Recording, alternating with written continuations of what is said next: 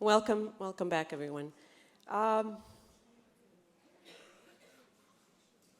with our dean duties this year, Steve and I had the opportunity and the privilege to work with the middle school for a year as middle school principals. And in the beginning of the year, one of the students came up to us and asked if they could, in light of everything that's going on in our community with the refugee migrant crisis, asked if they could raise money for these people. And we asked, why do you want to do that? And they said, well, because we feel sorry for them. And we thought, that's not good enough. Let's see what we can understand and what we can learn about this and how we can create learning experiences around this issue, because it's not sympathy, but empathy that creates action. So two of our teachers ran with this idea and organized United Nations Day, organized a variety of activities to help the students learn about this issue from a variety of ways: economic, political, psychological, social. And they're going to explain how the process, but it started off with helping students brainstorm about the idea of home and what home means to each of them. And of course they came up with words like safety and love and place to feel, be yourself, and so on and so forth. And then moved on to writing about what does it mean to lose home, and a number of other things that came out through this project. So two of our teachers and a few of our middle school students will talk about that today in a reflection, a discussion of how this project transpired and where we are with that today. Please welcome Crisi Sandravelli and Cristina Bacoyani, middle school teachers.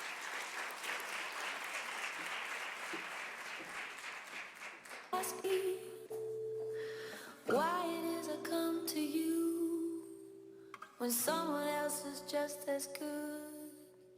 I asked them, but they said the same. Didn't even ask my name.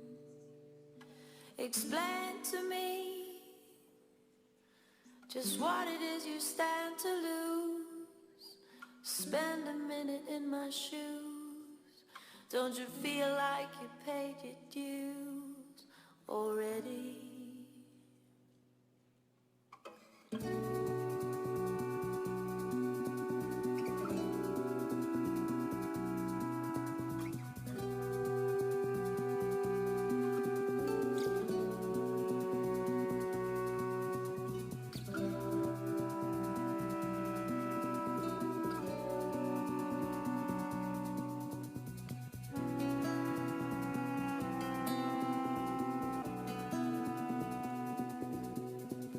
I'll show you that all our fates are so entwined. Don't lose your faith in humankind. Just don't forget my state of mind is fragile. Together we could enjoy the taste of dignity, as long as you believe in me. I'll show you my reality. I've seen a few.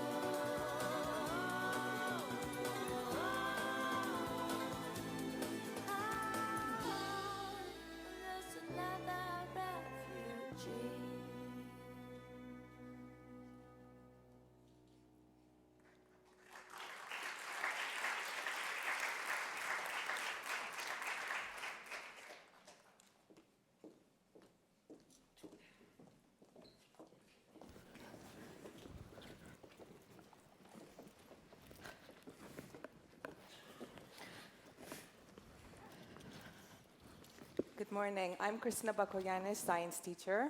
And Chrissy Sandovelis, language arts teacher in the middle school.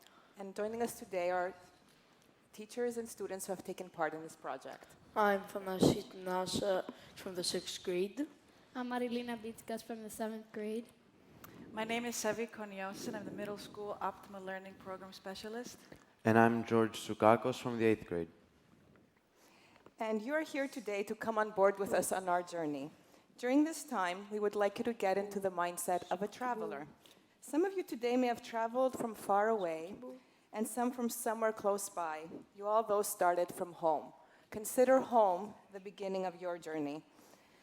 The Middle School Refugee Migrant Crisis Project started back in September when teachers, students, and administrators came back to school with the current events here in Greece, Europe, and the world, talking about how tiny Greek islands were sinking under Europe's refugee crisis, how hundreds of thousands of refugees boarded flimsy boats on the coast of Turkey to make it to Europe, and how the migrant deal had become a Herculean task. Our journey as a middle school began with a simple idea guided by the mission statement. And what we initially thought was just going to be a really cool United Nations Day just took on a life of its own and evolved into something that was truly boundless, something that crossed disciplines, turned into service learning, into something that really was organic and true. Utilizing the constructivist theories of education, we help students build on their current knowledge in order to make meaning of the real world events happening all around us. So we ask that you please look for evidence of constructivism as we progress today. Now, if we could please turn our attention to 3 middle schoolers, a 6th, a 7th, and an 8th grader, who will put things into context for us, explaining what we did, why we did it, and how it was done. Go.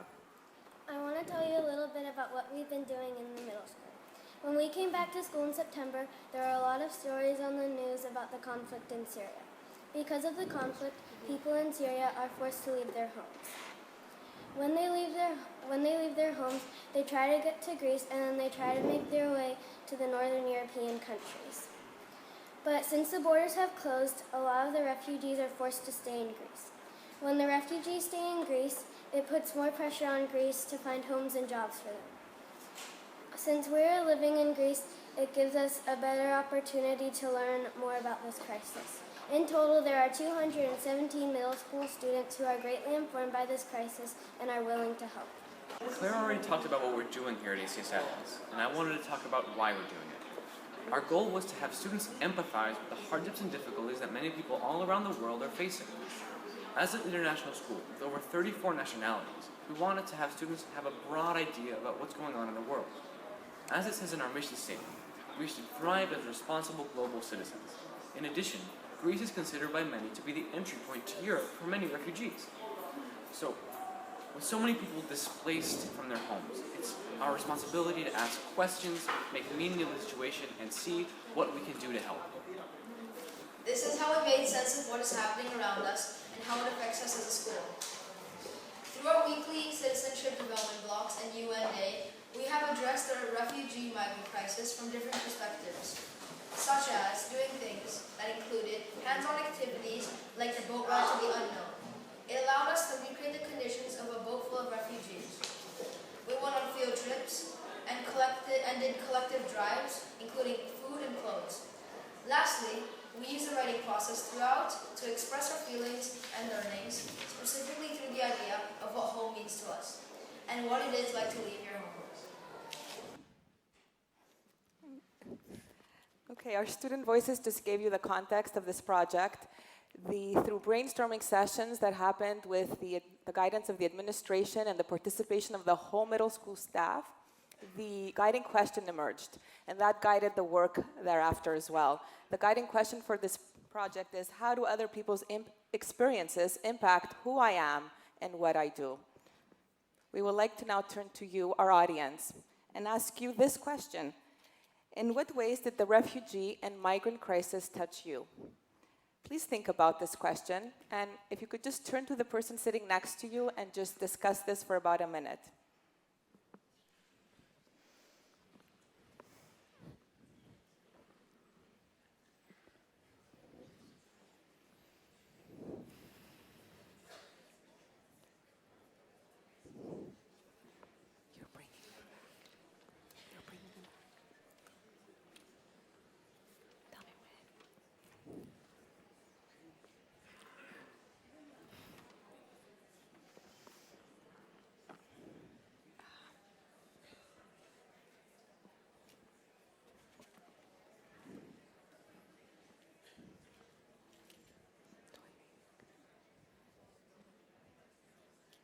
Okay, thank you. If we could please bring your attention back.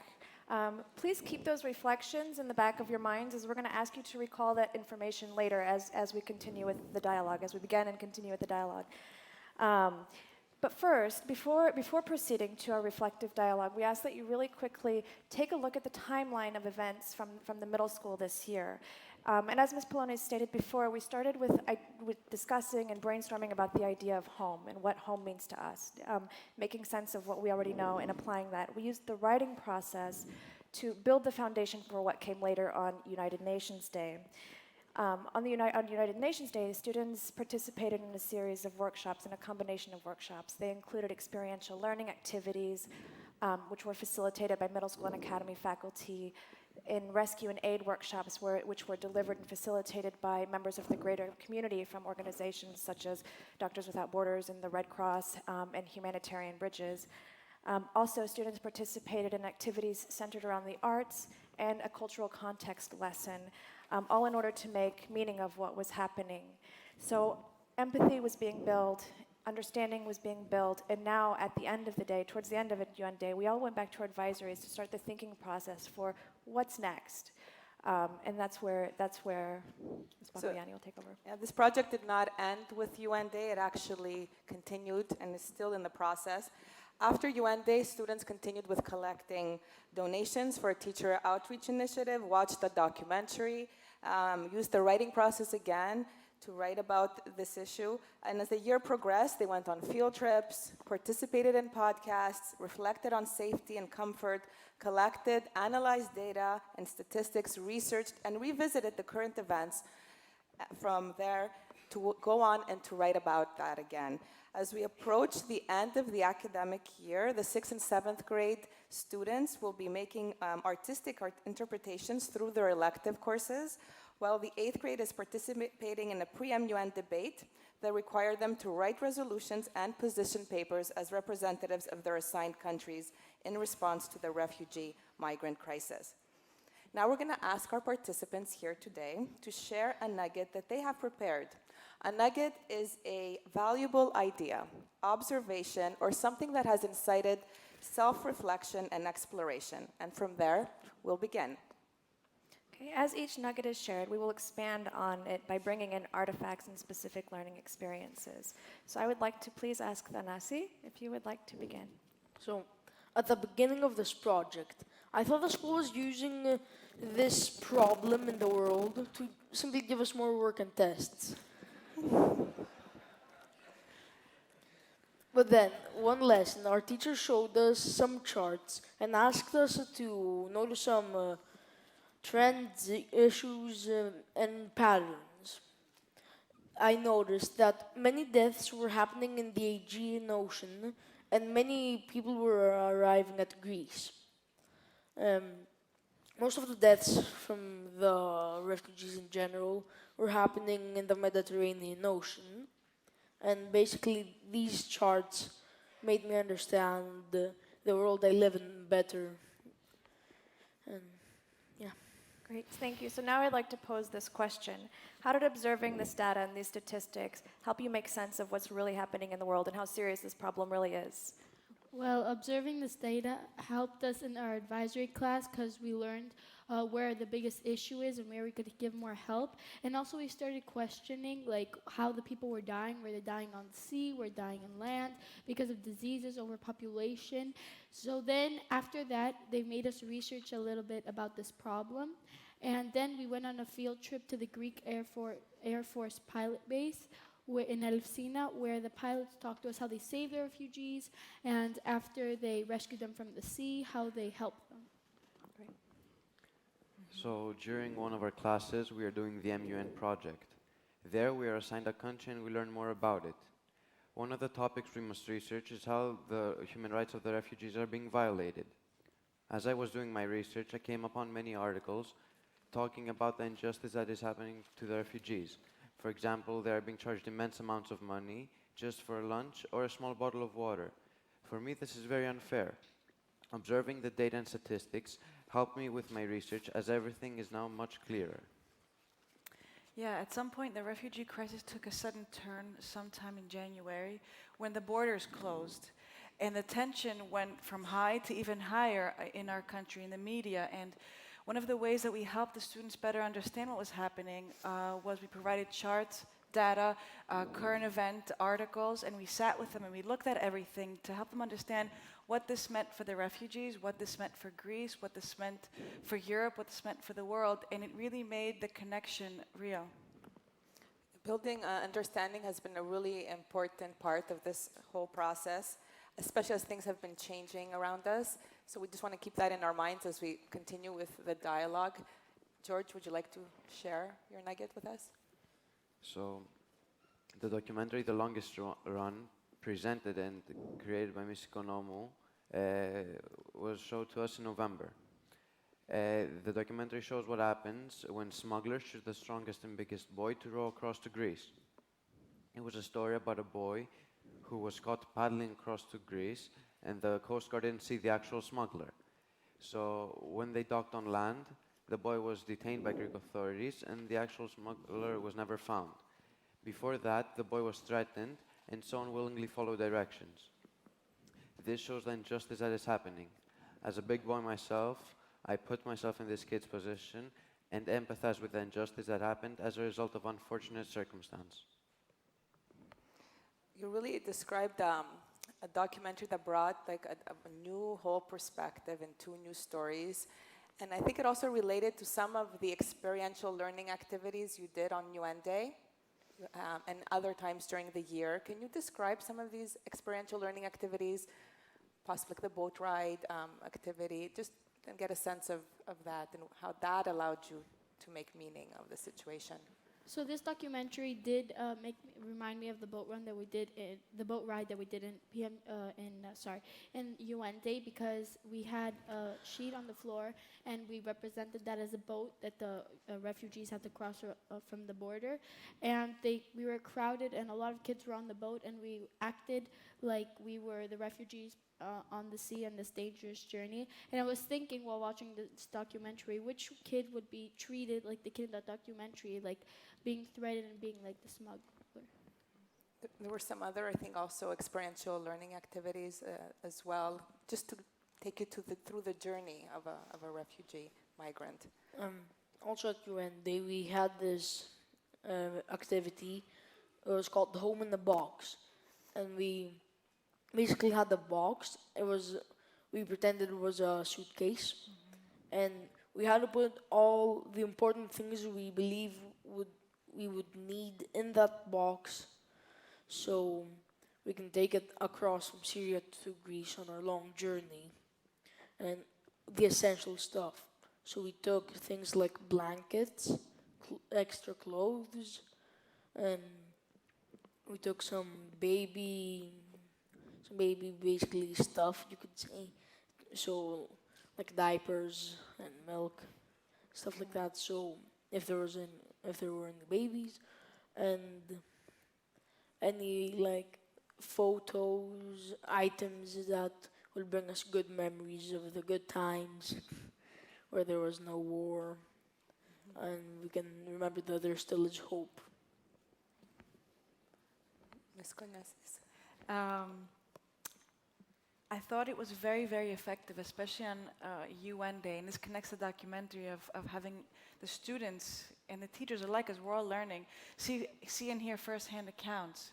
On UN Day, we not only heard and read about this situation, but we heard the stories of refugees who had recently crossed over the Aegean, refugees who had left back their wives and their children or their husbands, and the emotions that were tied into that. And the kids got to hear that.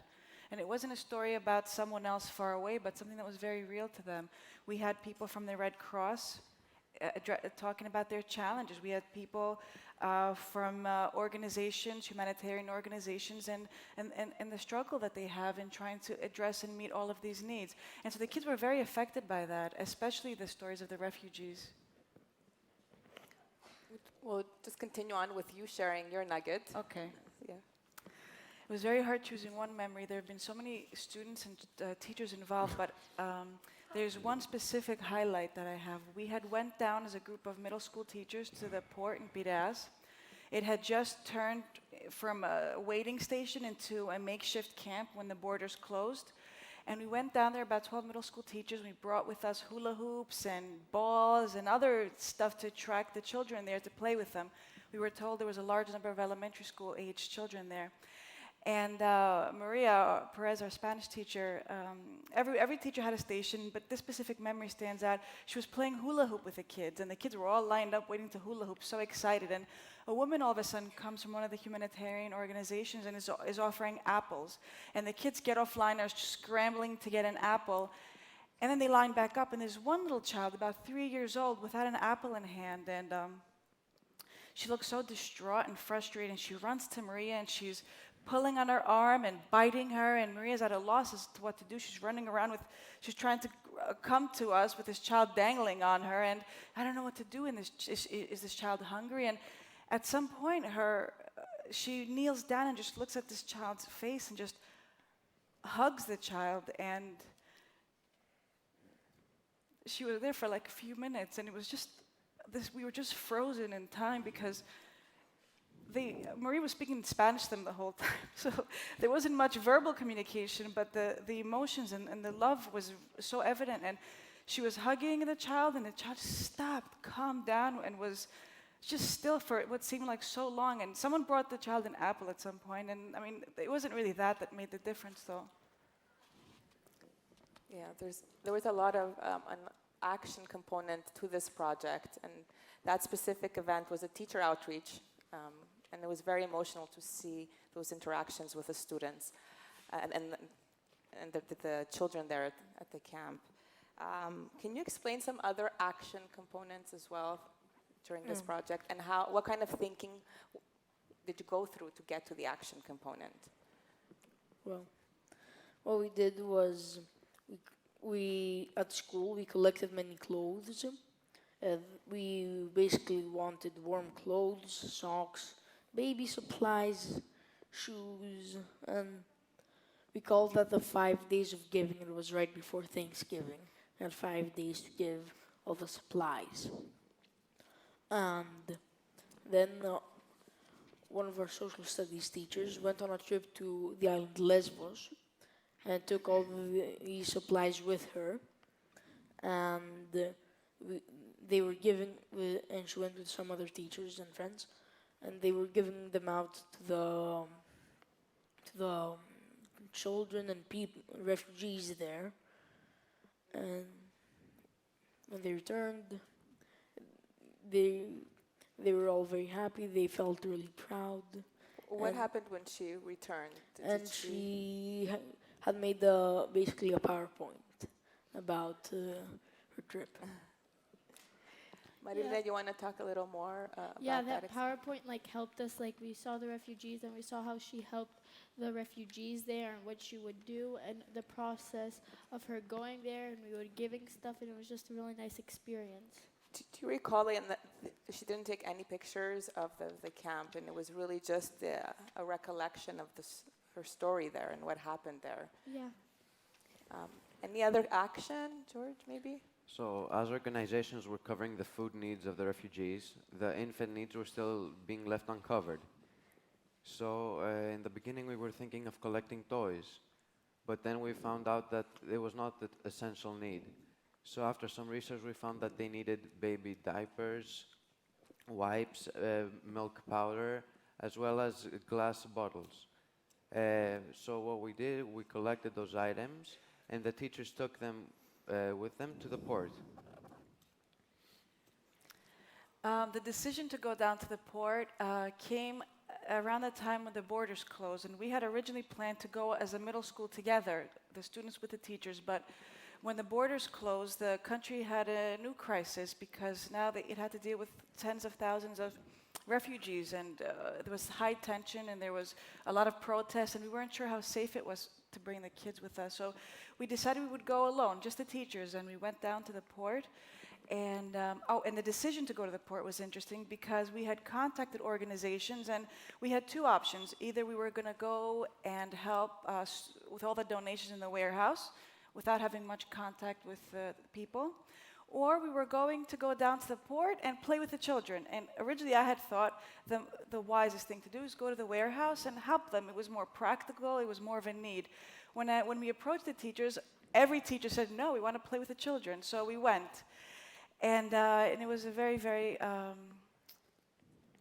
amazing time with the kids. We really all enjoyed the time we spent with them. But when we were leaving the bus, I thought, what did we do? I mean, was there any meaning, real meaning to that? And I thought about everything that we hear on the news and about how these kids are often unwanted and they go from camp, to country, and they're overlooked, and seeing their physical condition, and a lot of the kids were dirty, their hands, and how they're often invisible and unloved.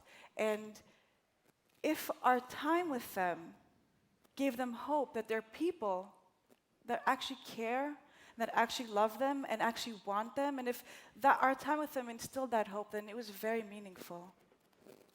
Thank you, Sevi, and thank you everyone for sharing and bringing to our attention some of the actions that have been inspired so far, and we look forward to what's to come as we continue on this journey. I'd now like to turn our attention to Marilina, who will bring it all back home. So the thing that has made the biggest impression on me over the time that we've been doing the refugee crisis during all our CD blocks is on UN Day, when actual refugees came to talk to us about their journey away from home. And it made me realize how lucky we are that we're not fearful of our safety and we don't have to go through this dangerous journey. And also, at the beginning of the year, they started talking to us, and they told us to write a draft about what home means to us. And I didn't really get it because, okay, home, I didn't really get why we were doing it. But after this, all this journey that we've had, meeting the people that are actually losing their home, and talking to us about what's next in their life, what they want to do with their future, it made me think how home is a bigger meaning and it's more powerful. Thank you. On UN Day, a Syrian refugee came in and talked to us. He didn't speak any Greek or English, of course, and so there was an Arabic speaking from the high school that came in and translated. Apart from passing on the words that we could understand, the language barriers were broken and all of the emotions of the refugee were let out. This was a really unique and very touching moment. I think it all sort of came back home to the stories and how we've using the idea of home and collecting all these stories around this issue. We're running a little short of time, so we're just going to move on because we want to bring in some more voices. So we're going to read, the students here will read some reflections. So this is a story from a student in our school that wrote about that they're a Syrian refugee and they're leaving their home. He said, "Personal space is vital when cramped into a space with strangers, and it was terrible, deciding which family member would leave. I felt like their life was a joke, and mine was more important. Being in a small space with strangers and not having any room made the smuggler feel superior, and the refugees feel worthless. In the boat, I felt like trash." One more. So this one is a bit more emotional. Everyone panicked, and it was every man for himself. My parents sped off without me. I felt abandoned and worthless. So you've been along this journey with us, seen the artifacts, heard the reflections from our students and teachers, and we ask that you now consider this question. How many of you have heard or seen something that has resonated with you today? If you have, please stand up.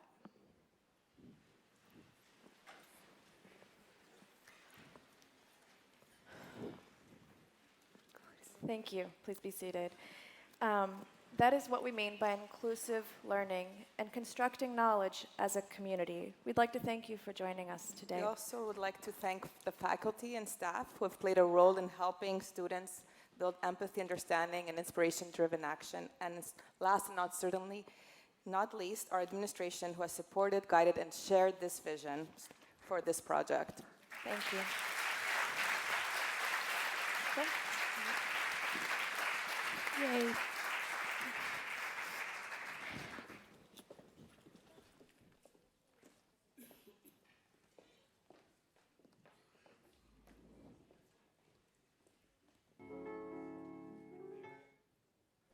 Can I have it? Their initiative gave birth to a proposal that we made to the Greek government. And last night, I got back a phone call that they say, coming back after Easter, we will move on with the project. So the inspiration came to us to put a proposal to receive 90 kids from unattended, 90 kids from the refugee camp. There's not a refugee camp, it's a place where they have more than 2,000 unattended kids. They will be coming to our campus for 6 Saturdays from 9 o'clock in the morning to 4 o'clock, where we are going to combine art, music, drawing, and language, and also some kind of computer playing around. So we do that for six Saturdays, and then we see how many of the students they can be integrated in our summer camp to come for 3 weeks. And finally, the ones that are ready to be integrated into the education community, then we'll find the means to bring them to SES Athens without paying any tuition.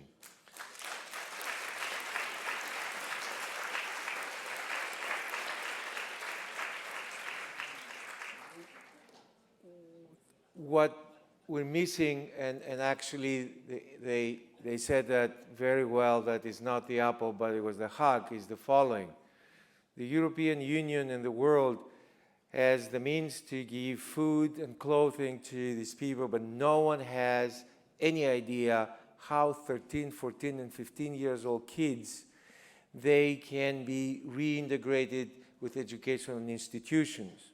Studies at a couple universities in South California indicate that the kids that move from Latin America, refugee, crossing the borders, went to the United States and Los Angeles at the age of 13, 14, and 15, that they didn't speak the language, they didn't have any skills. There were 3 things that are happening to them.